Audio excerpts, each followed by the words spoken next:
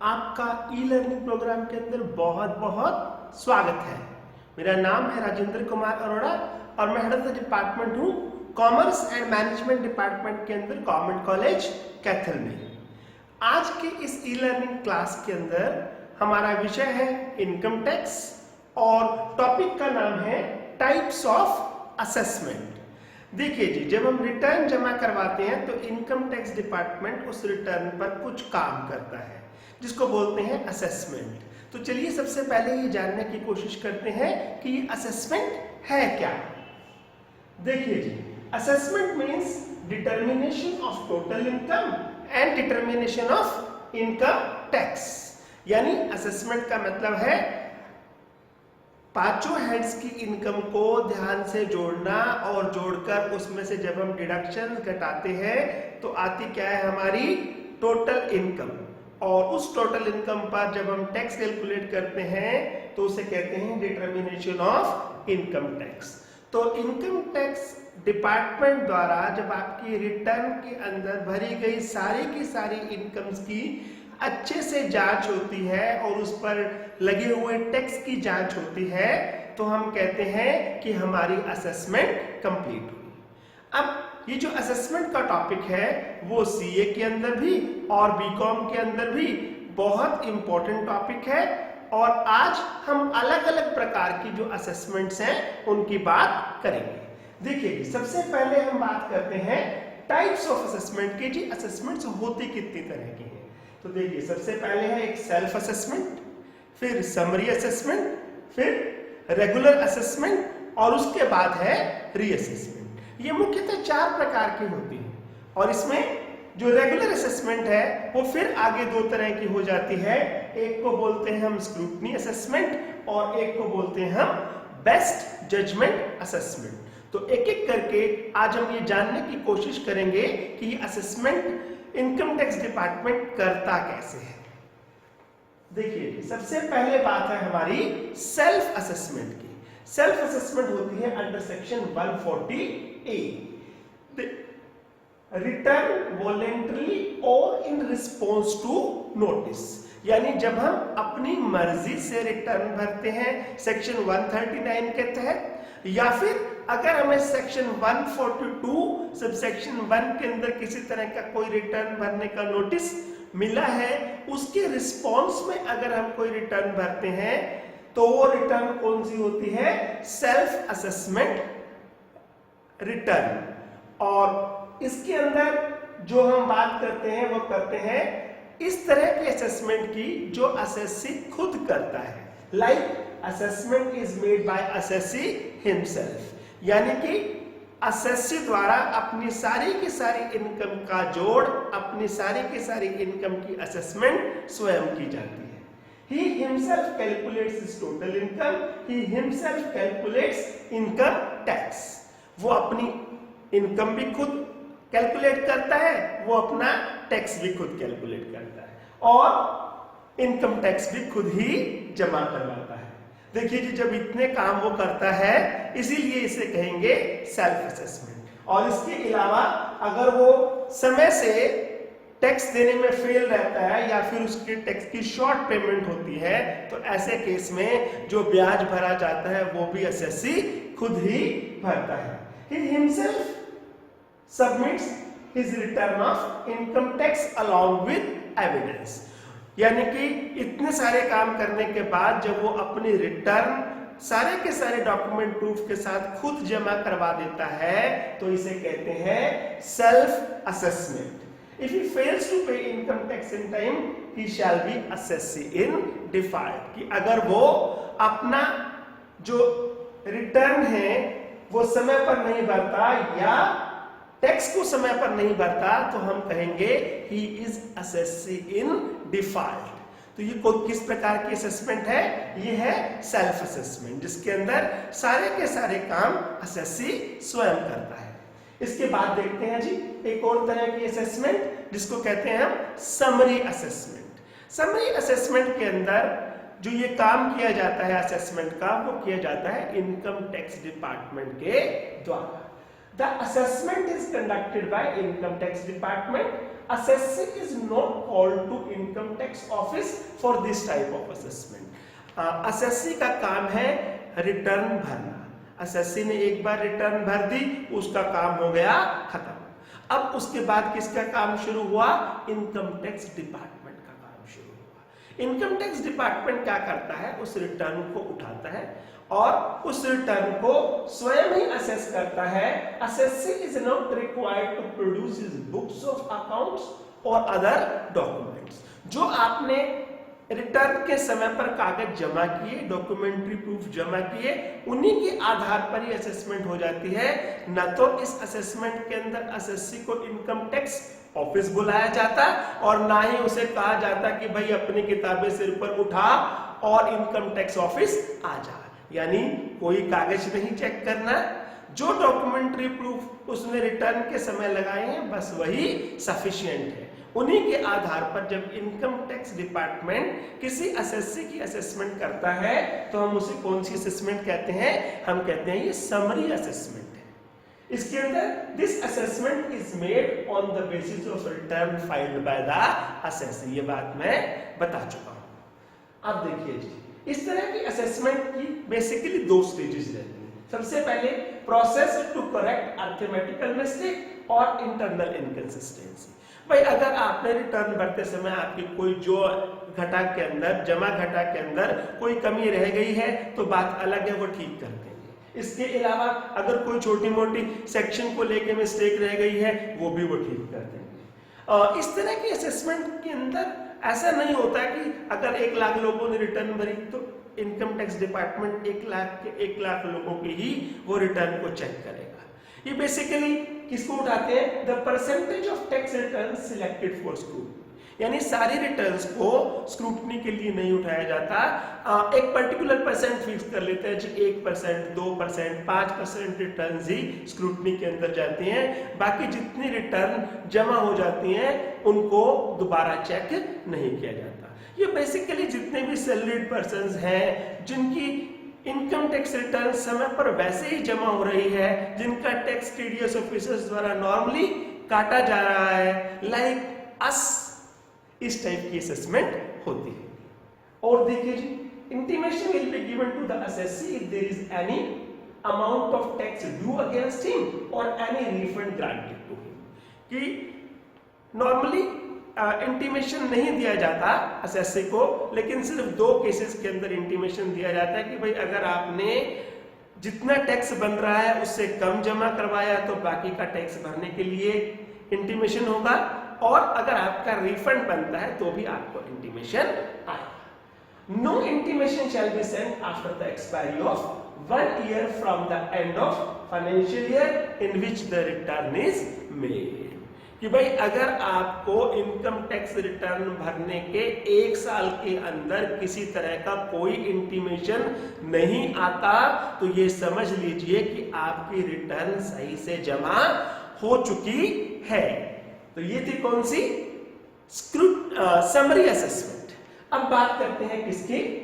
अब बात करते हैं हम रेगुलर असेसमेंट. रेगुलर असेसमेंट यानी नॉर्मल वो असेसमेंट जो ज्यादातर किनकी होती है? ज्यादातर ये असेसमेंट बिजनेसमैन की होती है. ये 2 तरह की होती है.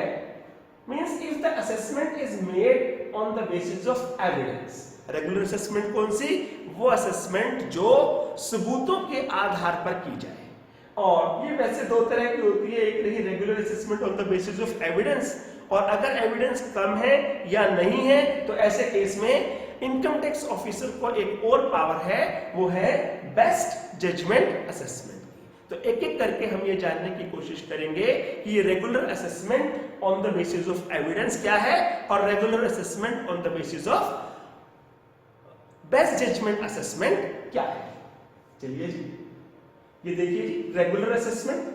Notice under section 143 subsection 2 will be served within 6 months of filing of return to assessee to present before assessing officer with evidence. यानी कि जब हमें इनकम टैक्स डिपार्टमेंट को असेसमेंट करनी होगी on the basis of evidence तो return भरने के 6 महीने के अंदर असेसी को क्या जाएगा? एक नोटिस.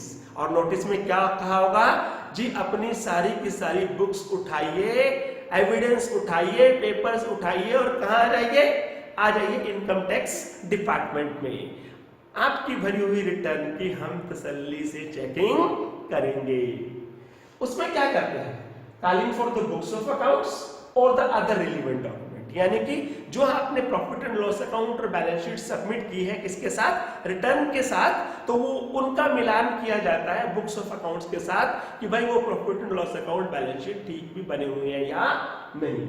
इसके अलावा अगर कोई और किसी मैटर पर कोई इंफॉर्मेशन चाहिए तो वो इंफॉर्मेशन भी असेसिंग ऑफिसर आपसे मांग सकता है। और क्या जी, required to furnish a statement of all the assets and liabilities।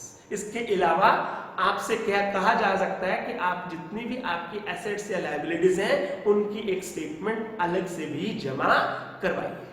और क्या कह सकते हैं, एग्जामिनिंग द असेसी और the other parties as witnesses under section 131 to verify any account और ट्रांजैक्शन। ये एक बड़ा ही रोचक विषय है कि भाई अगर आपके किसी अकाउंट बुक के अंदर किए गए सौदे की जानकारी असेसिंग ऑफिसर को लेनी है तो वो किसी की गवाही भी ले सकता है। और ये गवाही किस सेक्शन के अंदर होगी, 131 सेक्शन के अंदर। इसका मतलब क्या कि अगर आपने कहीं कोई झूठा ट्रांजैक्शन किया है, गलत ट्रांजैक्शन किया है, खर्चे को ज्यादा दिखाया है, इनकम को कम दिखाया है और इस बात की भनक कहीं असेसिंग ऑफिसर को लग जाती है तो वो उस पर्सन को बुलाकर पूछ सकता है कि भाई वाकई इसने ये खर्चा किया है या नहीं, ये पेमेंट तुम्हें दी है या नहीं। और अगर कहीं वो पर्सन उस बात से मुकर गया तो आ गई आपकी शामत। तो मेरा कहना है कि जब भी आप अकाउंट बुक्स बनाएं, एंट्री करें, ट्रांजैक्शन करें तो कोशिश करें इस तरह के कागज लगाएं, इतने स्ट्रॉन्ग सबूत लगाएं ताकि असेसिंग ऑफिसर को उसकी स्क्रूटनी ना करनी पड़े या वो एकदम से कागज देखते ही सेटिस्फाई हो जाए। तो ये कौन सी है, regular assessment on the basis of evidence. अब बात करते हैं कि असेसिंग ऑफिसर कहां से इंफॉर्मेशन इकट्ठी कर सकता है। वो बैंक से, फाइनेंशियल इंस्टीट्यूशन से और पर्सन से भी आपके ट्रांजैक्शन की इंफॉर्मेशन इकट्ठी कर सकता है। Directing to get accounts audited, ये भी कह सकता है कि भाई हमें आपके खाते अभी समझ नहीं आ रहे हैं, जाइए ये अकाउंट बुक्स उठाइए और किसी सीए से इसका ऑडिट करवा के लाइए, फिर हम आगे की बात करेंगे, वरना आपकी असेसमेंट को हमने होल्ड पर डाल दिया है। और क्या कह सकते हैं जी, किसी वैल्यूअर को भी कह सकते हैं कि जी आप अपनी एसेट्स या लायबिलिटीज का वेरिफिकेशन, वैल्यूएशन करवाकर लाएं। Gather all relevant and requisite evidence property scrutinising, यानी इसके अलावा आपकी जितनी भी संपत्तियां हैं उनकी भी जानकारी ले सकते हैं, उनकी भी खोजबीन की जा सकती है। तो ये बड़ी ही मुश्किल तरह की असेसमेंट होती है। अगर आप एक बार इस असेसमेंट से गुजर जाएंगे तो आपको कॉन्फिडेंस आ जाएगा कि जी हाँ, हम इनकम टैक्स ऑफिसर यानी असेसिंग ऑफिसर के साथ अच्छे से डील कर सकते हैं। और देखिए जी, रेगुलर असेसमेंट के अंदर allowing reasonable opportunity to explain the discrepancies, inaccuracies और ओमिशंस। ऐसा नहीं है कि इनकम टैक्स ऑफिसर एक जल्लाद बनकर बैठ जाएगा और आपके सारे खर्चों को काटता जाएगा और इनकम्स को बढ़ाता जाएगा। जब भी उसको कुछ ऐसा लगेगा कि यहाँ डाउट है तो वो आपसे पूछेगा और पूछने में आपको एक रीजनेबल अपॉर्चुनिटी देगा उस गलती को एक्सप्लेन करने की, उस कमी को एक्सप्लेन करने की, उस भूल को ठीक करने की जो आपसे खातों में हो गई। अगर आप सही से इस चीज को एक्सप्लेन कर देते हो तो बच गए, वरना फंस गए। Rule of evidence, rule of evidence कहता है कि अगर आपके पास सारे सबूत हैं सही फिर तो ठीक है। Adverse inference if assessee fail to answer और प्रोड्यूस एविडेंस, इस बात का बड़ा ही बुरा प्रभाव पड़ता है अगर असेसी एविडेंस प्रस्तुत करने के अंदर नाकाम रहता है। तो जितनी एविडेंस वो प्रस्तुत कर देगा उतनी बातें उसकी रिटर्न में भरी सही मानी जाएंगी और बाकी सब उसकी इनकम के अंदर जोड़ दिया जाएगा। अगर ऐसा होता है और उसके बाद उसकी टोटल इनकम कैलकुलेट होती है, उसका टैक्स कैलकुलेट होता है, तो ये सारी की सारी जो प्रक्रिया है वो कौन सी प्रक्रिया कहलाती है? वो है regular assessment on the basis of evidence. अब इसके बाद जो अगली बात करते हैं, हमारे पास दो तरह के नोटिस आते हैं इनकम टैक्स के। एक आता है अंडर सेक्शन 142(1) और दूसरा आता है सेक्शन 143(2) में। ये 143(2) वाला जो नोटिस है ये है हमारा regular assessment on the basis of scrutiny का, और जो पहले वाला 142(1) वाला नोटिस है वो है हमारा जब हम रिटर्न नहीं भरते और इनकम टैक्स डिपार्टमेंट से नोटिस आता है कि जी आप अपने रिटर्न भरिए, तो उसके हिसाब से असेसमेंट होती है। तो हमारे पास अब दोनों नोटिस का ये कंपैरिजन है जो मैंने यहाँ आके किया है। एक है नोटिस अंडर सेक्शन 142(1) और दूसरा है नोटिस अंडर सेक्शन 143(2). तो देखिए पहले नोटिस के अंदर notice to call for return of income, books of accounts और अदर इंफॉर्मेशन, कि जब आपके पास 142(1) का नोटिस आएगा तो बेसिकली किसके लिए होगा जी? आप अपनी इनकम टैक्स के रिटर्न भरिए, और या फिर कह सकते हैं कि बुक्स ऑफ अकाउंट्स भी लाइए या अदर इंफॉर्मेशन भी लाइए। जबकि ये जो नोटिस है ये नोटिस आएगा आपके लिए कि आइए आपने रिटर्न भर रखी है, अब आकर क्या करवा लीजिए? असेसमेंट करवा लीजिए। उसके अंदर bye issuing notice under section 142(2) alone assessment is not possible, कि जब आपके पास 142 के अंदर नोटिस आएगा ना तो उससे असेसमेंट नहीं होगी, वो नोटिस के आधार पर आप रिटर्न भरोगे या इंफॉर्मेशन जमा करवाओगे, बस इतना ही। जबकि इधर 143(2) के अंदर जो है उसमें असेसमेंट के लिए ही नोटिस भेजा जाता है। Notice can be issued even if the assessee has not filed the return of income. ये नोटिस तब भी इशू किया जा सकता है जब असेसी ने रिटर्न ना फाइल किया, लेकिन ये नोटिस तब इशू होगा जब रिटर्न फाइल हो चुकी हो, और रिटर्न फाइल हुए के 6 महीने के अंदर ही ये नोटिस आमतौर पर भेजा जाता है। और क्या जी? No limit prescribed in law for the issue of this notice. 142 के नोटिस के लिए कोई टाइम लिमिट नहीं है, कभी भी आपको 142 का नोटिस आ सकता है, लेकिन जो 143 का नोटिस है उसके लिए टाइम लिमिट प्रिस्क्राइब्ड है। दैट मीन्स आपने रिटर्न भरने के 6 महीने के अंदर आपको ये नोटिस आ जाएगा कि भाई आ जाइए और आकर अपनी बुक्स की जांच करवा लीजिए। और क्या जी? Books of account can be asked for a limited period. 3 साल का टाइम है कि भाई अपने पुराने 3 साल की बुक्स को उठा लाइए अगर आपको 142(1) के अंदर नोटिस आता है।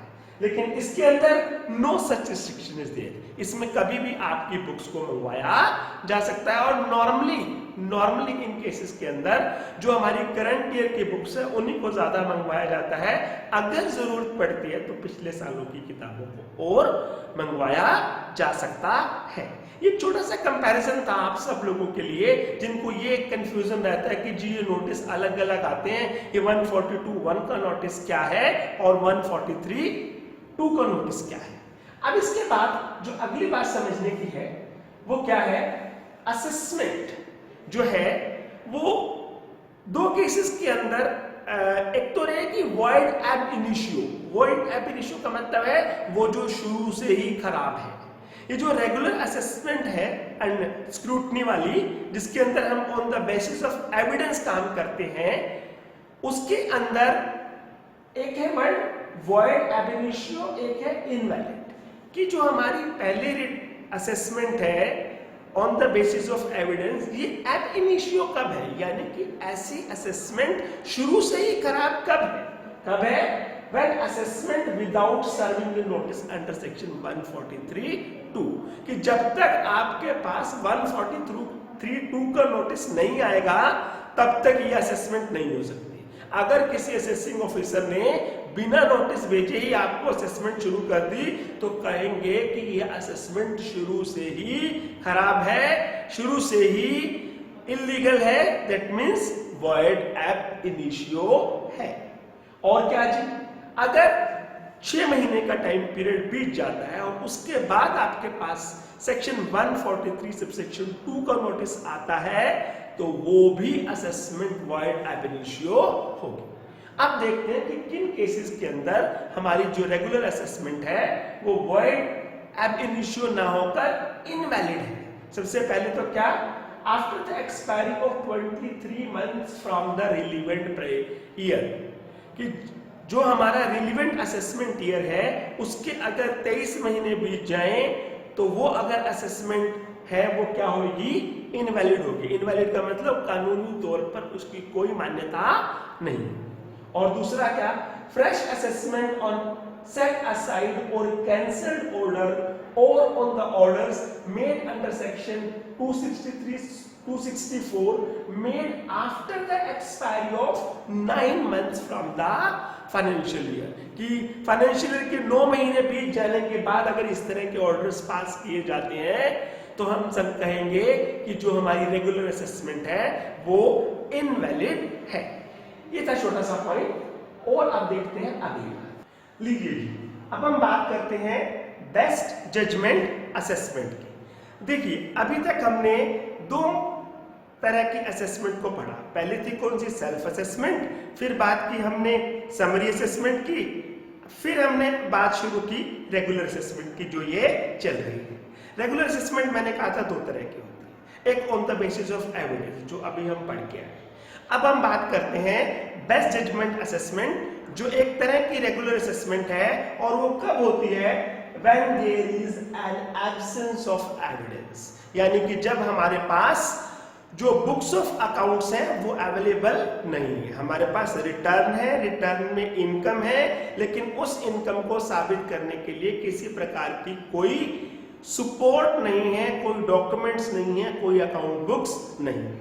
अगर ऐसा है फिर हम बेस्ट जजमेंट असेसमेंट में भी आगे 2 बातें करेंगे। एक करेंगे कंपलसरी बेस्ट जजमेंट असेसमेंट और दूसरी करेंगे डिस्क्रिशनरी यानी स्वैच्छिक बेस्ट जजमेंट असेसमेंट।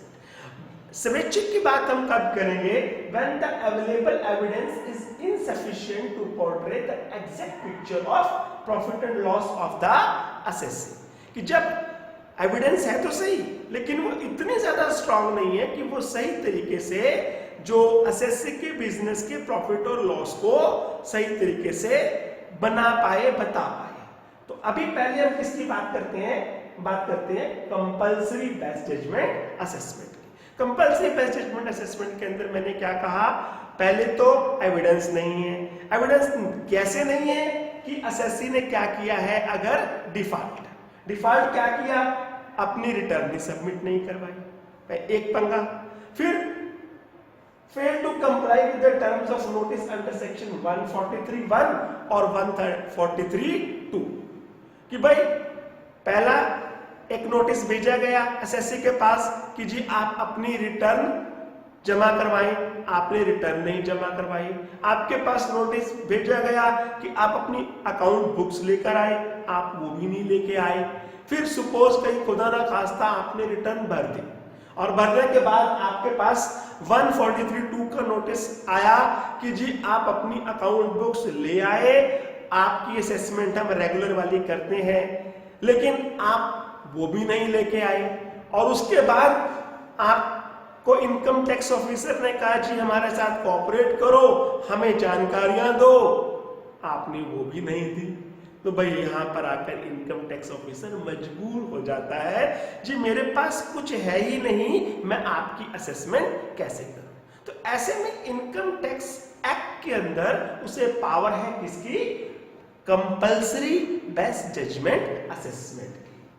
इसमें अब क्या होगा अगर उसने कंपलसरी बेस्ट जजमेंट असेसमेंट कर दी, वो अपनी मर्जी से इनकम बनाएगा आपकी, वो अपनी मर्जी से आपके खर्चे बनाएगा और एक अच्छी खासी मोटी टैक्स की रकम का नोटिस आपके हाथ में पकड़ा जाएगा कि लीजिए टैक्स भरिए। अब अगर ऐसा होता है तो क्या कॉन्सिक्वेंसेस होंगे। सबसे पहले assessee becomes liable to penalty, यानी असेसी को पेनल्टी भी भरनी पड़ सकती है। Assessee becomes liable to prosecution, assessee पर मुकदमा भी चलाया जा सकता है। He is prevented to produce new facts on record before higher authorities। और क्या होगा कि अगर उसने कंपल्सरी बेस्ट जजमेंट असेसमेंट कर दी और बाद में आप उस केस को हायर अथॉरिटीज के पास लेकर जाते हो कि भाई इसने बहुत सारा टैक्स बना दिया मेरा, तो ऐसे केस में जो फैक्ट्स अवेलेबल है उन्हीं की बात होगी। आप उसमें कोई नया फैक्ट नहीं डाल सकते, कोई नई अकाउंट बुक शो नहीं कर सकते, भाई मेरे पास पड़ी थी इसने चेक नहीं की, ये नहीं कह सकते। और क्या, रिफंड में not be granted under this case. भाई जब इतने काम होंगे तो रिफंड की तो आप भूल जाइए। एक बार जो आपने पैसा जमा करा दिया इनकम टैक्स का, तो समझ लो वो इनकम टैक्स अथॉरिटीज के पास चला गया। अब चौथी तरह की असेसमेंट, रीअसेसमेंट भी कह सकते हैं इसको, और कहते हैं हम इसको इनकम एस्केपिंग असेसमेंट। अभी इनकम एस्केपिंग असेसमेंट है क्या? Where assessing officer is of the opinion that any income chargeable to tax has been escaped from any assessment year, he may assess or reassess such income। जब assessing officer को यह लगता है कि किसी भी असेसर की कोई इनकम टैक्स लगने से छूट गई है, तो वो उसकी इनकम को एसेस भी कर सकता है और रीअसेस भी कर सकता है। ये किन केसेस में होता है जरा ये समझने की कोशिश करते हैं। ये देखिए जी, ये है इनकम एस्केपिंग असेसमेंट। ये किन केसेस में होती है? सबसे पहला, where there is income chargeable to tax but no return is furnished. जहां असेसिंग ऑफिसर को लगता है कि भाई इसकी इनकम टैक्स योग्य तो है, कर योग्य तो है, लेकिन अभी तक इसने कोई रिटर्न फाइल नहीं की है। या where return is furnished but no assessment is made and assessee has somewhere understated income or overstated losses।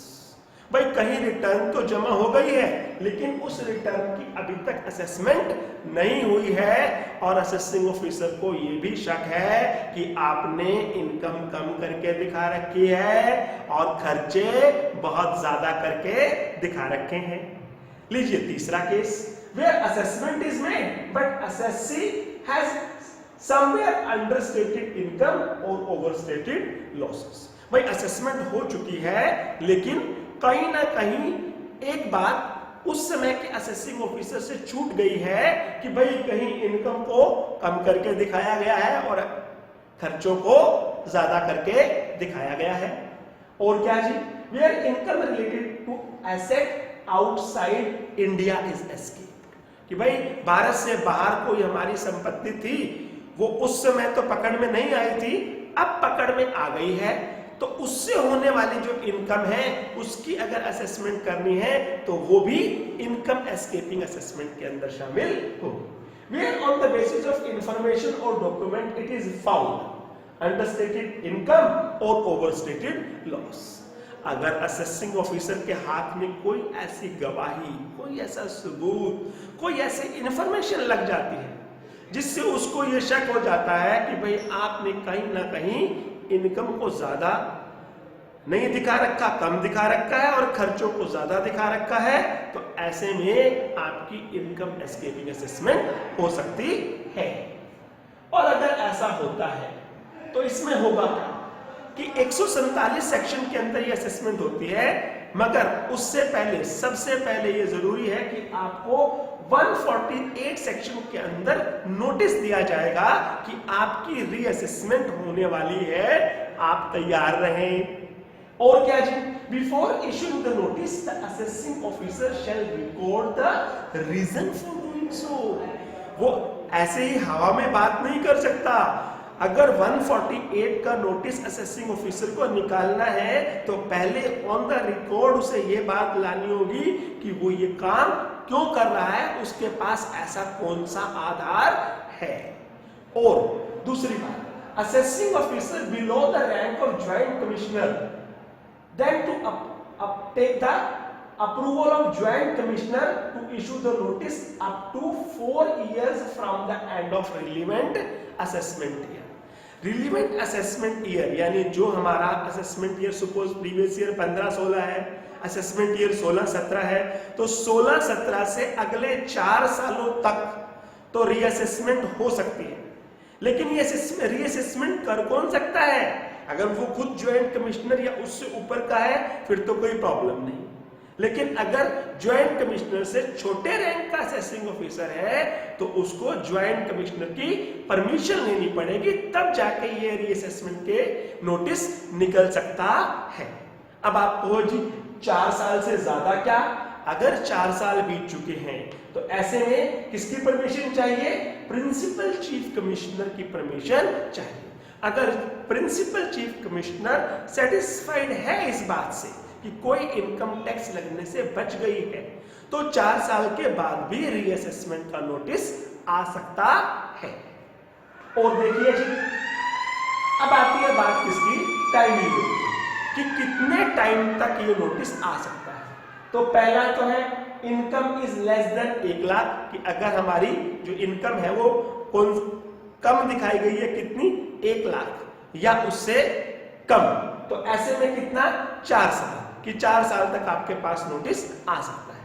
अगर वो इनकम 1 लाख से ज्यादा है तो 4 साल से लेके 6 साल तक के बीच में, मगर 6 साल से ऊपर नहीं जाएगा, 6 साल तक आपके पास नोटिस आ जाएगा। और अगर कोई इस तरह की संपत्ति है जो आपकी विदेशी संपत्ति है और जिसका ब्यौरा आपने उस साल नहीं दिया, तो ध्यान रखिए 4 तो क्या 16 साल बाद भी आपके पास नोटिस आ सकता है, यानी 4 से 16 साल तक, 16 साल से ऊपर नहीं जाएगा। उसके बाद जी इंपॉर्टेंट क्या है कि time limit for the completion of reassessment. अब देखिए, अगर रीअसेसमेंट शुरू की है तो वो खत्म भी करनी होगी। ऐसा तो नहीं है कि रीअसेसमेंट आपकी ओपन हो गई और उसके बाद 2, 2.5, 3 साल आपको इनकम टैक्स ऑफिस के चक्कर लगाते रहे और आपकी ना तो असेसमेंट कंप्लीट हुई ना रीअसेसमेंट कंप्लीट हुई। तो ऐसे में जो इनकम टैक्स एक्ट है वो under section 153 income tax officers यानी असेसिंग ऑफिसर्स को बाध्य करता है कि आपकी जो असेसमेंट है वो समय पर की जाए। समय कितना दिया हुआ है? अगर वो असेसमेंट ऑर्डर है सेक्शन 143, 144 के, तो ऐसे में जो असेसमेंट है वो रिलीवेंट असेसमेंट ईयर के 21 महीने के अंदर खत्म हो जानी चाहिए। और अगर कहीं 148 का नोटिस है तो ऐसे में वो असेसमेंट कब खत्म हो जानी चाहिए? सिर्फ और सिर्फ 9 महीने के अंदर खत्म हो जानी चाहिए। अगर 9 महीने में असेसिंग ऑफिसर को आपकी अंडरस्टेटेड इनकम या ओवरस्टेटेड एक्सपेंसेस का पता चल भी जाता है और वो ये साबित भी कर देता है तो बात अलग है। अगर वो ऐसा काम नहीं कर सकता तो 9 महीने में उसको हर हालत में वो फाइल बंद करनी। तो ये थी अलग अलग तरह की हमारी असेसमेंट्स, और यहां आकर आपका types of assessment under income tax act का टॉपिक खत्म होता है। उम्मीद है आपको ये सारी की सारी तरह की असेसमेंट बड़ी अच्छे से समझ में आई होगी। आपने इतना वैल्यूएबल समय दिया, इसके लिए आपका बहुत बहुत शुक्रिया।